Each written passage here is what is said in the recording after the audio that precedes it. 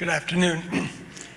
My name is Richard Rooker. I'm a longtime friend of the Person family, and I had the profound honor to be co-writer of Charles's book, Buses Are A-Comin', Memoir of a Freedom Rider. All of us are grateful for the lives of those who profoundly impacted our lives for the better, and so I wonder, how did Charles change your life for the better?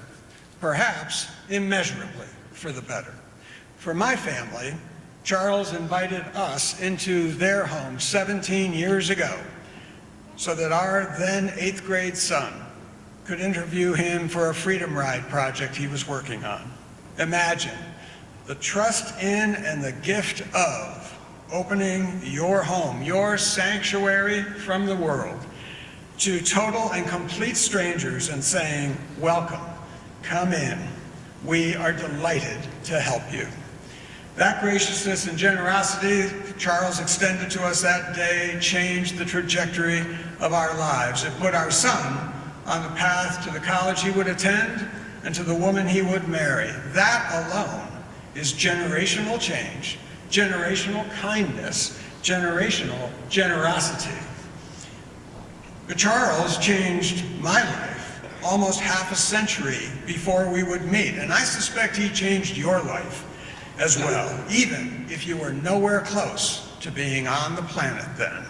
For in 1961, at age 18, Charles put his future and his very life at risk, not only so that he and all who looked like him could have the same rights that all who look like me have had since birth, not only that, but so that everyone in this country, let me say it again, so that every person in this country might be freed from separation and division and segregation and disengagement with one another. And I am so thankful for that freedom.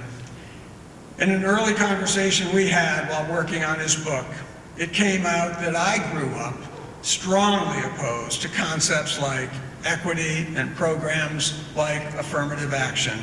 And Charles asked me why. After all, he said, males who look like you, Dick, have had affirmative action for hundreds of years. Why not let someone else have a turn at it?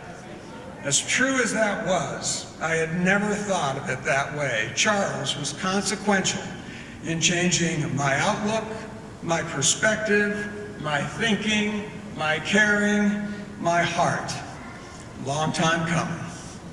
64 years ago, a bus leading to freedom that Charles and so many in this land have never known came and opened its door for him. Charles stepped aboard.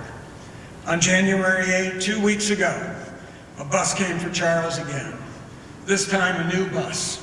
A bus of liberation from pain, a bus of freedom from walkers and wheelchairs, a bus headed for joy everlasting, and Charles stepped aboard.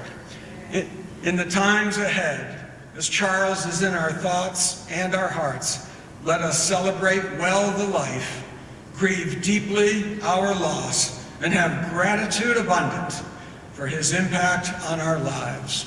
Glory to God in the highest for the life, the friendship, the gift of Charles Anthony Person.